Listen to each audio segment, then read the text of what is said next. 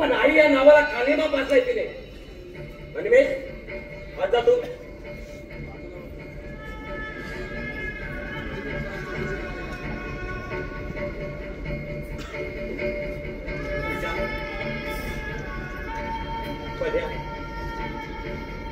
मला क्षमा कराय. दारूच्या नशेत तू वारंवार मी तुमचा अपमान केला. पण खरोखर मन तुमचं होतं म्हणून तुम्ही मला सतत मदत केली. तो असं पण अजून आम्हाला बडकं करू नका. तो काही झाला तरी आम्ही तुम्हाला देव म्हणतो आणि म्हणूनच सांगतो, भाई अजूनही तू चुकतोय. काय मी चुकतो? तू हे मला सांगतोस? अरे बाहेर लोक काय सांगतात ते तू ऐकतोस ना, आणि तरीही बोलतोस की मी चुकतो म्हणून. होय भाई. आणि आरती वहिनी तुझी बायको आहे. अरे अनिमेष तुझा मुलगा.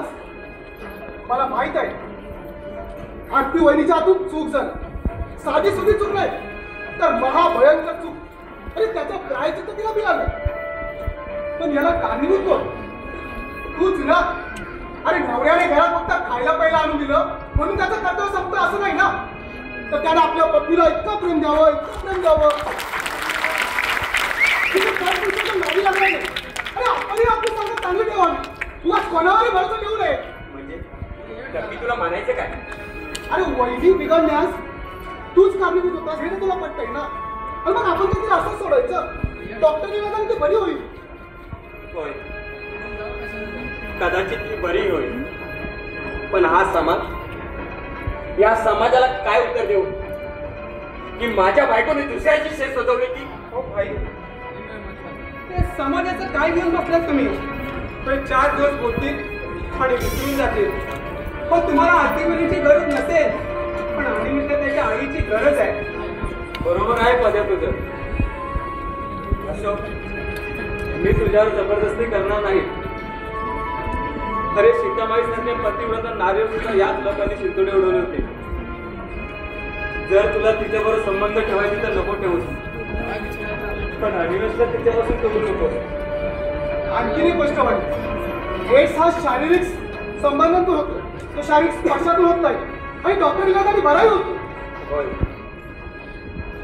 कदाचित ती बरी होईल. अरे पण मी तरी कसे दिसले की माझ्या बायको? ठीक आहे. आणि आरती, तुषार, मी तुला सांगतोय,